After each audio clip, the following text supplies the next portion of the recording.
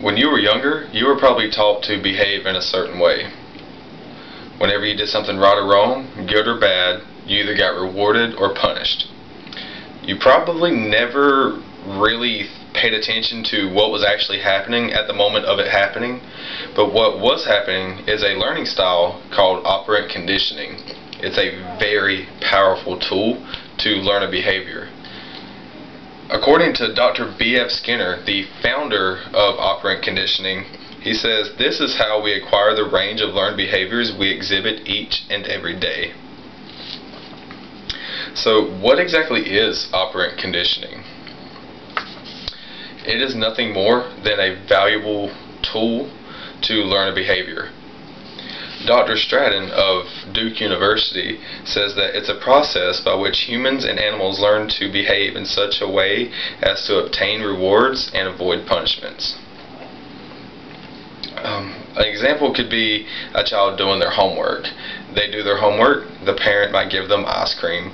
Or let's say if you did really good work and your boss liked it, your boss might promise a promotion for you to do more of it. But operant conditioning can also be used to take away a behavior. Like if a teenager breaks a curfew or talks back to their parents, they could take away his weekend privileges. And now you know what it is and what it does, let me tell you how it works. There are two main components to operant conditioning: reinforcements and punishments. Reinforcements come in two parts: positive and negative. A positive reinforcement is whenever you add something to make a behavior increase. So let's say with a child doing their homework, you gave them ice cream, or your boss, promising you a promotion. That's giving you something to make you do something. And a negative reinforcement is when you take something away to increase the behavior. Let's say the ice cream was promised but it was taken away, so you would do your homework. And now you have punishment. There's two forms of punishment: positive and negative. And positive punishment, even though positive and punishment doesn't belong together because it doesn't sound right, you never thought of punishment being positive, but positive punishment is when you add something to make a behavior stop. Like if the teenager that broke the rules or the curfew could get a chore around the house, and you are adding something to stop a behavior. And then what sounds more correct is negative punishment.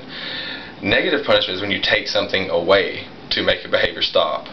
Like if the teenager, if they broke the rule or talked back, they could have their game station taken away from them, game console, or have their weekend privileges taken away. That would be negative punishment. The American psychologist Thorndike, who set the table for the studies of operant conditioning, said that the intellect, character, and skill by any man is the product of a certain original tendencies and training which they have received.